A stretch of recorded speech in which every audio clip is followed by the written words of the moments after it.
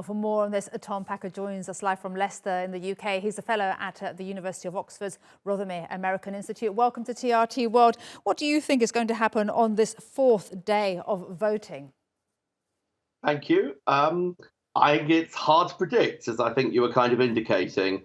I think it's likely Kevin McCarthy will ultimately prevail. Because he has a very large majority of the Republicans who are refusing to vote on the right of the Republican Party.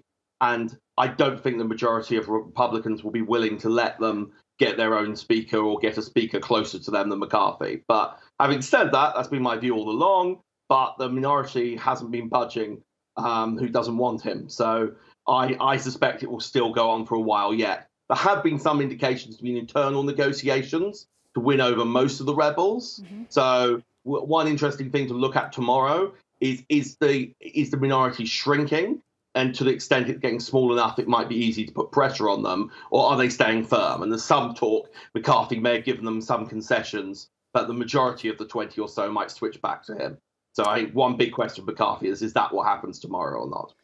And meanwhile, during this deadlock, of course, as we just mentioned, no business can be done, nothing can get through. What impact is this having on people, on society?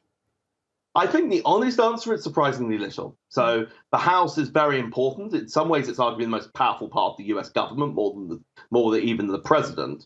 But the way it's powerful is by making laws. And generally, they don't make laws early on. I'm sorry, a fire alarm has just gone off where I am. Oh, it's just switched off. Sorry, the problems of doing this from a conference.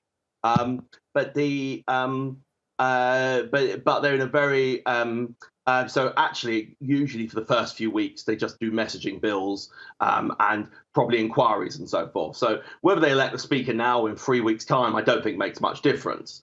But at some point, the House does have to pass the laws to keep the US government going. The Republicans are going to try and push some kind of agenda. So there's no way to keep on going for years. But I actually think at the moment it's making very little difference, because the stuff the House does that's important tends to be in a few months' time. And Tom, it is January the 6th, of course.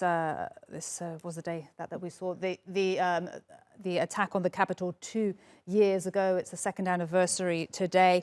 What significance do you see with what's happening right now in the US House of Representatives and, of course, this second anniversary? I think actually they're surprisingly unconnected. This isn't what most people are saying, but that's my view. So January the 6th was the counterfactual of two factors. One is that Trump was claiming he hadn't lost the election and was trying to do everything to overturn it, and fans of his were willing to go further than even Trump would want to.